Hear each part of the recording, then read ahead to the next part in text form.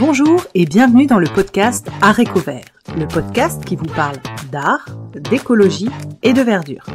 Je suis Pauline Leroux, ingénieure agronome passionnée de plantes et je vous emmène à la découverte de la couleur végétale et de toutes ses applications.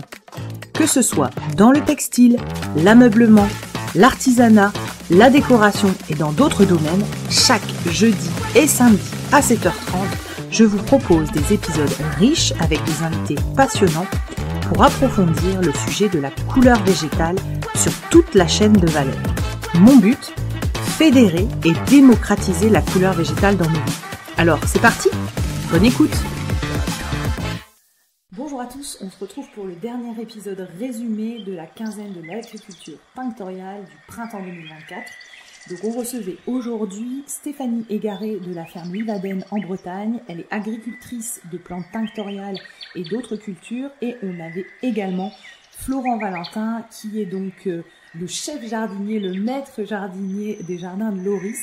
Et donc on a parlé de deux thématiques aujourd'hui, les plantes à flavonoïdes, donc qui donnent du jaune, et les tanins.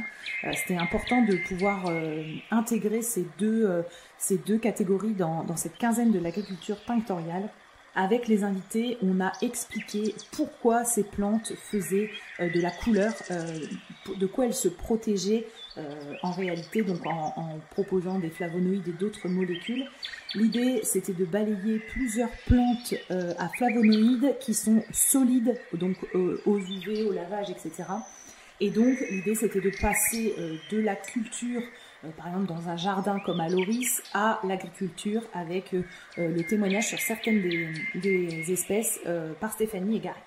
Donc, nous avons parlé du réséda des teinturiers, autre nom la gaude.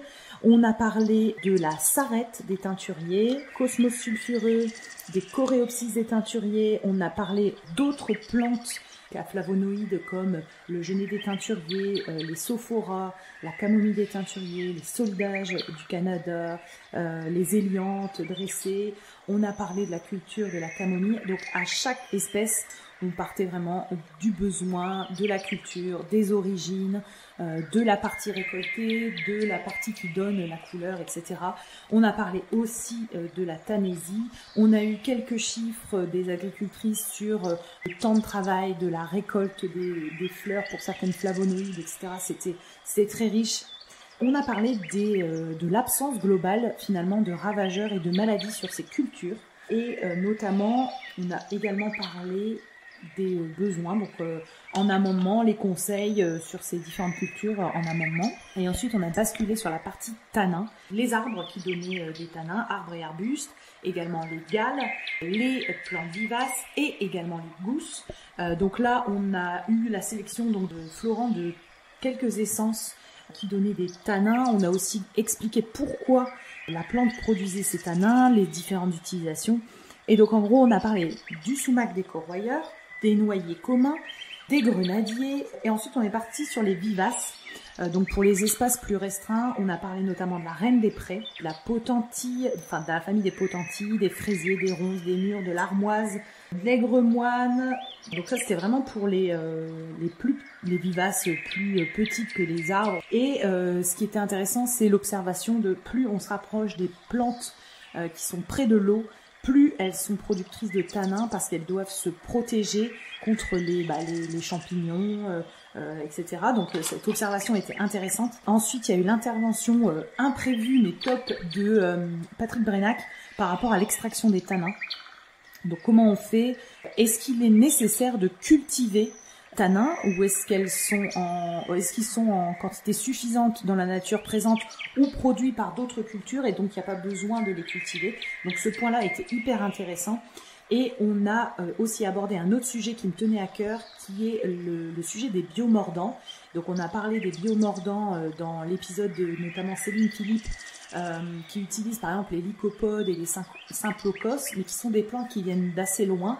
Et ma question c'était, est-ce qu'on aurait des plantes à tanins de notre coin qui auraient cette fonction de biomordant, c'est-à-dire de remplacer les sels métalliques qu'on peut mettre par exemple dans la teinture. Alors même si ce ne sont pas des métaux lourds, ces sels métalliques des fois nous sont, nous portent préjudice parce que les gens font des raccourcis. Donc l'histoire des biomordants qui permettent justement d'éviter ces sels métalliques. Je trouve que c'est aussi une bonne piste d'ouverture. Et du coup, la question c'était qu'est-ce qu'on pourrait utiliser comme biomordant? Et donc on a parlé de ces sujets-là. On a parlé des projets de recherche qui étaient en cours en France, mais notamment en Angleterre. Donc à suivre, très intéressant.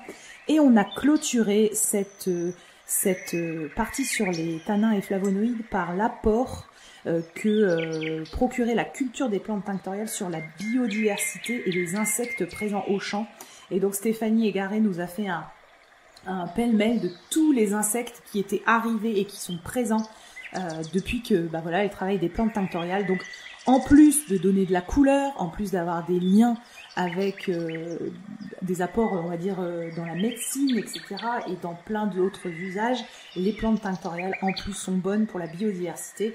Et donc voilà, c'est avec ces mots que je clôture le dernier résumé de la quinzaine de l'agriculture tinctoriale. Prochainement, vous sera proposé un pack avec toutes les conférences, tous les liens, tous les échanges qu'il y a eu, certains supports, la liste des livres de Michel Garcia sur l'agriculture tinctoriale d'antan et les bons traités à aller regarder, à aller consulter. Je vous dis un énorme merci, j'ai passé 15 jours passionnants et je vous dis à très bientôt. Je vous invite à aller consulter les autres épisodes Zoom ou les épisodes avec les invités et aller sur la page Instagram Arécovert, ARTECOVERT, pour y retrouver et deviner les futurs invités du podcast, mais notamment retrouver des sources écrites de tout ce que nous abordons dans les épisodes Zoom. Belle journée à tous!